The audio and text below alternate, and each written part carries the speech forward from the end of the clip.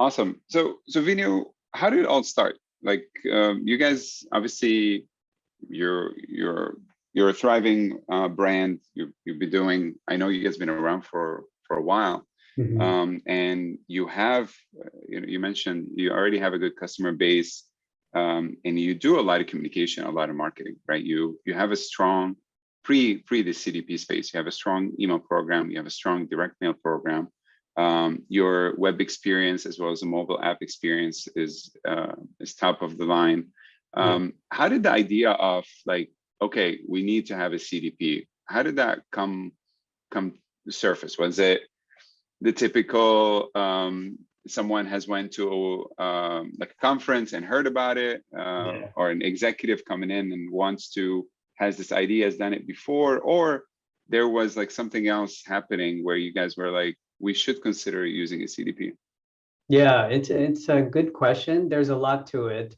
I would say that one of the driving forces for us was, we have a very rich enterprise data warehouse, a lot of great information about our member base, right? So all of our active and memberships, but also people that are no longer with the company, we still have a lot of great information, a lot of great metrics and information about those members.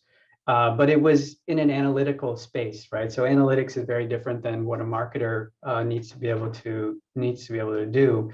So one of the driving forces for us was really trying to remove some of these data silos that existed. So we had a digital business that was working off of a data set that they had. We had our offline team that was working on, club traffic and information there, but we really hadn't brought together a lot of this information into one place so that a marketer could do a lot of this segmentation and audience management in our current, prior to this implementation.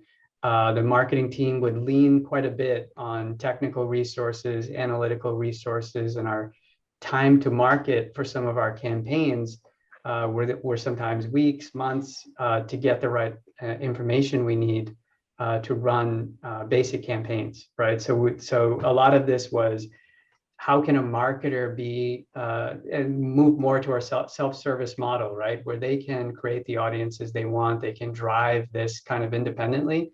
That was one factor.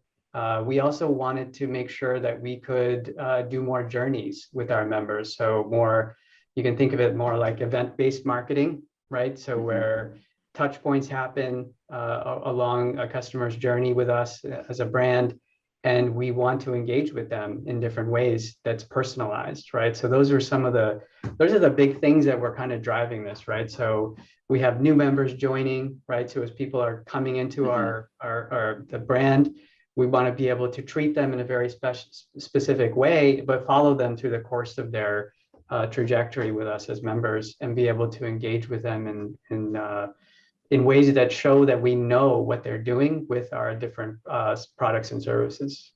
Yeah, I think I mean that's very cool that you guys early on you were able to identify that getting the data, breaking the silos, bringing it closer to the marketer, and enriching it, right? I think I know you and I had the discussions around. There's been the concern of third-party cookies and the idea that our first party is going to be the main driver. But right now it is sitting in a data warehouse that is accessible. It takes work. It takes a lot of manual effort and requests and a lot of people involved. We want to be in a self-service. I think these are all great drivers for saying we need a data platform like a CDP that is business friendly, accessible, and you're still doing all the work bringing the data in, but then it's in a place where marketers can hook into and do things with it. Absolutely. Yeah, absolutely. Like doubling down on our first party data, because we have the advantage of having a membership business.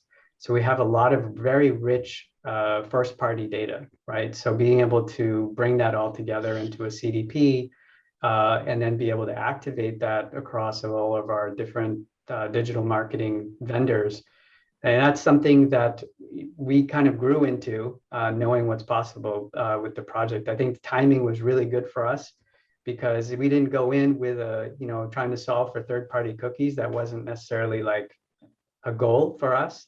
But as we got into it, the timing couldn't have been better, right? So now we have this, this kind of first-party data source for us to be able to activate on our own domain and on our own site and properties, but also through different digital marketing vendors that we work with. So it really Yeah. sets us up well.